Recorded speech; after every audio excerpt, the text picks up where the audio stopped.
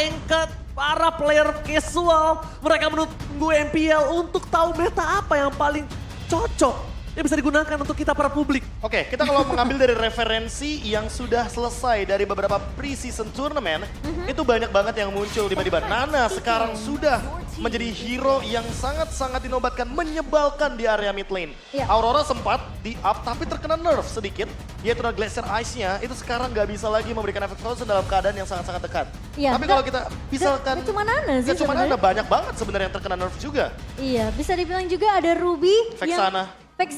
yang sekarang juga udah mulai menjadi prioritas tentunya dari sisi draft ban and pick-nya.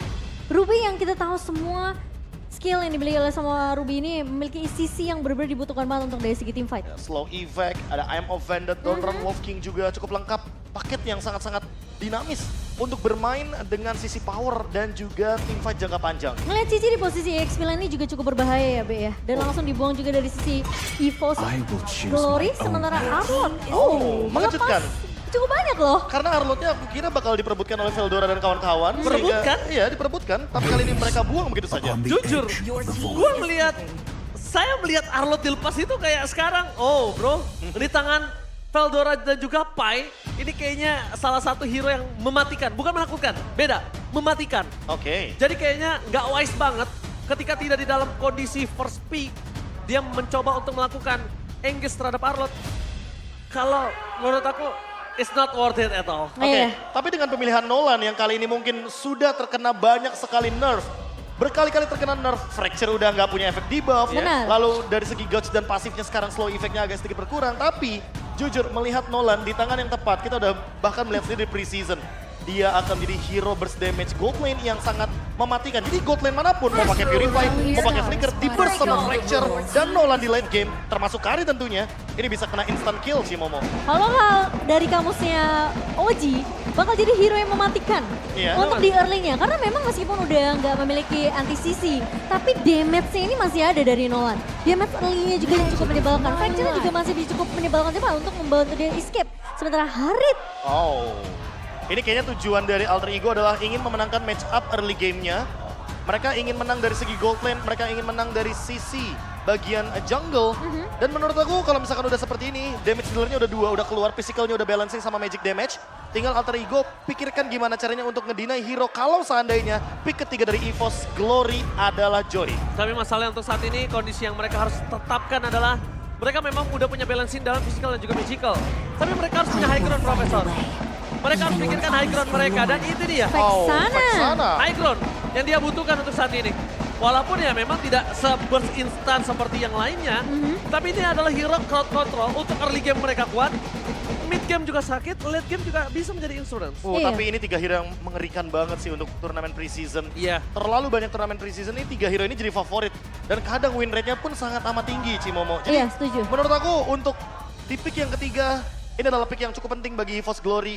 Dari segi role apapun, yang penting harus ada beberapa kali stopper untuk hero-hero yang sudah ada di sini. Popheus menurutku bisa menjadi solusi. Popheus karena ada Harit, ada Nolan juga, tentu dash ability-nya akan sangat-sangat oke. Sehingga ya Popheus adalah pilihan tepat bagi Coach Theo dan Coach Khaled. Iya, mengejar mungkin ke arah hero-hero licin seperti Nolan juga, lalu Vexana di arah lini belakang. Popheus bisa mengincar juga ke arah Harit, ini bakal jadi counter yang manis tentunya untuk EVOS Glory. Tadi kalau ngomongin masa stopper, aku mungkin sempat kepikiran kayak dari EVOS mereka bisa aja ngebawain ke arah Tigreal. Karena melihat di sini Ruby juga udah mulai di-ban dari sisi Alter Ego. Ya apalagi kalau melihat dari Haritnya sendiri, di mana Harit sudah pasti akan membawakan Purify. Nolan sekarang udah nggak punya efek debuff lagi untuk Ultimate Fracture. Jadi sangat mudah sekali menangkap dengan menggunakan Tigreal. Tapi menurutku ketika kita melihat adanya Grok di sana, malah ada indikasi kalau teman-teman dari EVOS Glory ini ingin membawakan Minotaur Cimomo. Minotaur? Iya. Masih terbuka juga untuk Minotaur, tapi Baxi aja di ban. Sebagai salah satu counter juga untuk Cloud sendiri sih. Ya, yang tadi kami sempat bahas ya, Super Red. Super Red dengan Cloud-nya. Tapi kalian Super Red sudah di pick Kari terlebih dahulu, di pick atas bahkan. Ya, bahkan kalau kita ngomongin soal Minotaur ya, ini kondisinya mungkin akan ada di tangan EVOS Glory. Ini problemnya akan ada di Alter Ego. Kenapa? Dive in yang dilakukan Tas dan juga mungkin bersama dengan kawan-kawan ini bisa tertanggulangi. Dan ketika ketika Nino udah bermainin Purify-nya, dia akan tetap meloncat. Itulah trigger untuk Popheus-nya. Iya. Jadi kalau ngomongin team fight, the whole team fight ketika Minotaur mungkin tidak menjadi sebuah jawaban dari Ben, ini ancaman. Iya. Ancaman yang bisa sangat merugikan the whole team fight. Tapi Uranus yang akan ditutup dari sisi EVOS Glory. Ya, Oke. dia tidak mau ada sosok EXP laner yang tidak bisa ngedash. Dia nggak mau Popheusnya nggak berguna di lane-nya. Minimal dia akan ketemu siapa? Hero yang bisa ngedash. Dairot? Apapun itu, Dairot maybe. Aku malah berpikir lumayan kangen juga ya kita tidak melihat Pai dengan Esmeralda. Esmeralda. Ya karena kebetulan kayaknya dua hero yang sangat-sangat oke untuk digunakan ketika mendapatkan Popheus, salah satunya ada Dairot dan juga Esmeralda sampai saat ini. Tapi ini cukup problem, Profesor. Kita melihat kalau ngomongin Esmeralda, kita udah lihat udah ada Kari. Kondisinya saat ini terlalu banyak magical damage. Iya. Terlalu banyak magical damage untuk megangin ke arah belakang. Pae butuh sosok yang menggigit. Oh, lapu-lapu. Maybe. Bisa. Lapu-lapu juga oke. Oke, boleh. Karena dia bisa langsung jump in ke belakang, Iya. dia sedikit cuekin roamer di depan atau bahkan mungkin bagian dari jungler yang memiliki damage physical juga itu adalah Martis. Pilihan yang paling stabil menurutku sampai saat ini. Karena berhadapan dengan Nolan, tentunya ini bisa menjadi salah satu poin positif ketika beradu dari segi retribution. Tinggal pertanyaannya, Alter Ego mau setup seperti apa nih di 2 menit awal? Karena Nolannya pasti mengincar level yang kelima nanti dari Tas. Dan melihat mungkin ada sosok Kari ya yang sudah diamankan oleh EVOS Glory. Ini jadi mereka jadi benar-benar berpikir lagi kira-kira apakah mereka memang akan membawakan satu sosok roamer yang benar-benar tebal banget di area depan. Tapi masalahnya ketika memang mereka munculkan mungkin seperti Minotaur yang tadi kita udah bahas atau mungkin ada Tiger yang terlepas. Ini problemnya adalah harus ada banyak backup atau follow up yang datang dari pemain-pemain Alter Ego. Tapi kalau... Ya? Dari sisi sideline-nya kemungkinan lampu-lampu masih bisa diamankan. Itu yang pengen aku coba bahas, Mo. Sideline dari God Laner ya terlebih dahulu ya. Ini kalau dilihat, kita kan sempat kemarin berbicara kalau misalnya Alter Ego tuh butuh internal kompetitif kan di saat season 12. Oke. Ini bener-bener ternyata terbukti sekali dari mulai God Laner-nya. Gold laner udah kelihatan dari segi pool hero-nya juga. Laner-nya. Iya, bagaimanapun juga kalau kita melihat dari Harit yang muncul ya berarti Nino benar-benar keluar dari zona nyamannya sebagai marksman. Sedangkan Hais sudah di situ. Sudah ada di situ. Hais juga pernah bahkan membawakan Valentina Goldlane sehingga mungkin ini menjadi internal kompetitif yang sangat menarik sekali bagi Alter Ego karena kehadiran Hais di Alter Ego. Rivalitas lagi-lagi. Rivalitas. Rivalitas itu bukan hanya terjadi antar tim tapi juga di dalam internalnya. Itu dia. Pembuktian bahwa mereka memang sudah berada di level yang begitu jauh, sudah berada di level yang mungkin bahkan nggak bisa digantikan oleh siapapun. Ya, tapi siapa juga yang bisa move on dari Minotaur. Terisla-nya, Pai, dan Minotaur seperti yang tadi udah sempat kita pernah duga kalau ada Grok yang di-ban, Minotaur sangat-sangat memungkinkan untuk di-pick oleh Van Strong. Dan ini adalah berbahaya banget kondisi yang kita lihat. Dan bahkan problem yang bakal kita saksikan adalah apakah para pasukan dari Alter Ego mampu menghadapi crowd control yang cukup besar kali ini Momo-chan. Wah, ini akan menjadi game pertama yang akan kita saksikan. Apakah pemain-pemain dari EVOS Glory mereka akan lebih siap dengan lagi-lagi harus berpegang teguh sama Kari dari Super Red. Ya, terima kasih Bapak Produser yang sangat-sangat luar biasa terhadap draft index dan counter index yang sangat menarik sekali. Tapi kalau dari line up rating aku emang setuju, Minotaur akan sangat menjengkelkan sekali. Sisi stunnya terlalu banyak.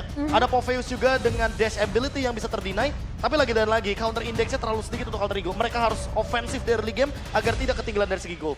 Siapakah yang akan lebih menguntungkan dengan jungler terbaru mereka? Rivalitas antara mantan kali ini. Mari kita sambut the match Alter Ego versus EVOS Glory. ML Arena, mana tepuk tangannya? Menuju ke dalam Lane of Dawn, game yang pertama. Alter Ego membawakan sosok yang baru, mantan dari pemain EVOS sendiri. Di sini harus memberikan bukti bahwa dia ingin EVOS benar-benar menyesal kalau mereka benar-benar udah melepas satu pemain yang luar biasa ini, yaitu Tas. Tapi tentunya itu akan dipatahkan. Seperti apa performa dari Van sendiri, Profesor KB? Oke, kita akan melihatnya sesaat lagi. Pembalasan atau bahkan pembuktian itu yang mungkin menjadi judul untuk pertandingan kali ini. Melihat pengaruh retribution juga di early game. Tas juga mendapatkan satu Kramer yang kecil. Sehingga Fire Battle yang tentunya akan sangat-sangat diperebutkan ini akan sedikit mendorong leveling yang ingin didapatkan oleh Tas versus Van. Early game yang cukup galak dari Tas dengan gerakan setelah dia mendapatkan Little Wanderer. Early game yang cukup sedikit pasif, terlihat dari kedua tim yang tidak ingin melakukan kesalahan sama sekali. Karena sangat-sangat fatal Cimomo kalau seandainya terculik di early game. Apalagi ketika mendekati 1.30 seperti ini, rotasi akan mulai dijalankan. Oh, Momo-chan, satu problem dari Fan adalah dia menggunakan Retribution. Walau memang waktunya akan cukup mungkin. Ya tidak terlalu berbeda jauh, mungkin sekitar around 5-4 detik ya. 5-4 detik ya. Yes. Tergantung gimana sisi dari pemain-pemain EVOS Glory ini bisa buying sedikit waktu untuk Fan bisa dapetin retributionnya. Sementara pergerakan dari Alter Ego yang tadi kita udah bahas, sebenarnya harusnya mereka main agak sedikit lebih galak di early-nya. Karena lagi-lagi dari counter index-nya aja nggak begitu bagus. Tapi Surprise! Sebetulnya nampaknya happy birthday kali ini tidak berhasil dilakukan karena Funstrong masih punya flicker. Hampir saja first blood dikeluarkan. All-in bahkan dikeluarkan oleh para pasukan dari Alter Ego. Tapi nampaknya belum ada korban jiwa, Momo-chan. Tapi terlihat banget ya, Funstrong benar-benar peka banget dengan keberadaan pemain Alter Ego yang tidak terlihat di RMF. Langsung flicker digunakan, tapi ini jadi malah bahaya meskipun dia punya satu minion Fury. Tapi masalahnya nggak ada satu buah flicker, Be. Oke, tapi nampaknya di depan sana langsung mendengar belakang dari Slar. Tapi nanti San Funstrong. Oh my god, out of nowhere Funstrong take over satu. Walaupun begitu first blood masih didapatkan oleh para pasukan dari tim Alter Ego. Mendengar belakang Rasi masih bisa bertahan. Van, sekeratul maut. Posisi saat ini memang diuntungkan oleh Alter Ego. Lihat dengan kondisi gold. Dengan 7.200 gold. Tapi Veldora, what aja! Let's go back to the lane of down kali ini. Dimana memang pertempuran masih tertahan di menit yang keempat Profesor KP. Tapi setelah Alter Ego berhasil untuk kehilangan atau mungkin bisa dibilang berhasil untuk menghindar ya dari beberapa team fight yang tadi dibuka. Tapi Alter Ego tiba-tiba mereka berhasil untuk menumbangkan 3 pemain dari EVOS. Iya, kalau kita lihat di sini Funstrong tumbang untuk kedua kalinya dan Fan tumbang juga 1 kali. Menandakan kalau seandainya team fight yang terjadi di dekat area jungle, ini akan menjadi salah satu solusi yang sempat terjadi di Alter Ego. Itu mungkin solusi yang bisa kita jelaskan sedikit, itu yang deskripsinya bisa kita gambarkan sedikit. Sekarang metanya pencurian Kramer ya? Iya, karena sekarang untuk pencurian satu monster jungle sangat penting, sehingga nanti level retribution akan diadu di turtle yang kedua. Oke, ini dia yang sudah aku tunggu-tunggu. Aduh, the power battle of retribution untuk kedua belah pihak. Tapi Rasi udah mulai menggawangi dari arah belakang. Membuka positioning dan blast power dari Veldora. Tapi nampaknya ini burst yang cukup besar membuat mereka mengurungkan niat Momo-chan. Ya, masih coba ditahan. EVOS mereka mencoba untuk setidaknya membayangkan terlebih dahulu. Pai, penalty zone menuju ke backline. Tapi lihat Purify Gaming ini, frost shot! Berhasil terbuka, satu bang, the power of retribution. Sedangkan Tas di sana menunggu tidak mau terlalu terburu-buru untuk T5 masuk ke dalam. Nino double kill, looking for triple kill. Nino memancing Veldora untuk masuk lebih dalam lagi. Dan Veldora terperangkap di dalam kandangnya sendiri. Gak boleh pulang. Dan kondisi saat ini the power of retribution, gak ada counternya. Satu di tangan Tas. Wah, itu hampir juga sih sebenarnya posisi dari Tas. Bisa di... Kembali lagi ke dalam ke lane of down. Iya. Ini dia. Kenapa ada backsoundnya gitu ya? Iya. Biar lengkap, Be. Oke. Ya keadaan masih sama, Cimomo Ranger masih ada di menit yang ke-6 dan kali ini team fight-nya masih belum unda-undi. Apalagi kalau kita melihat dari Tas Hunter Strike sebagai bonusnya setelah tadi dia mendapatkan turtle. Oke, dipas oleh Pai dengan penalty zone. Agak terlalu terburu-buru kalau menurut saya pribadi. Cuma mungkin ini adalah kalkulasi yang cukup tepat melihat permainan dari Pai yang akan coba untuk reset kembali. Tapi lihat Tas, ini dia agresifnya dituju. Warlock karena depan depakan, Richard mendapatkan 1 point kill. Meanwhile depan sana Fa juga terperangkap, Funstrong. Minan Furinya for nothing. Sepertinya harus menuju ke arah belakang, damage masih belum cukup untuk menuju ke arah Nino. Lihat, agresivitas dikejar habis-habisan. Disingkat sampai turun pertamanya Profesor. Itu agresivitas yang mungkin dulu pernah ditunjukkan Alter Ego. Ya bisa dibilang ini adalah sebuah perkenalan yang cukup manis dari Tas. Taringnya nih. Mari kita sambut ini dia, Mas Dana. Got the lane of down. Alright. Kali ini kita akan masuk ke dalam yang sudah kita lihat. Kalau dalam kondisi saat ini, EVOS Glory yang tidak diuntungkan Momo-chan. Iya, lagi berada di posisi yang cukup terjepit. Dan bahkan di area midnya dipaksa dipukul mundur.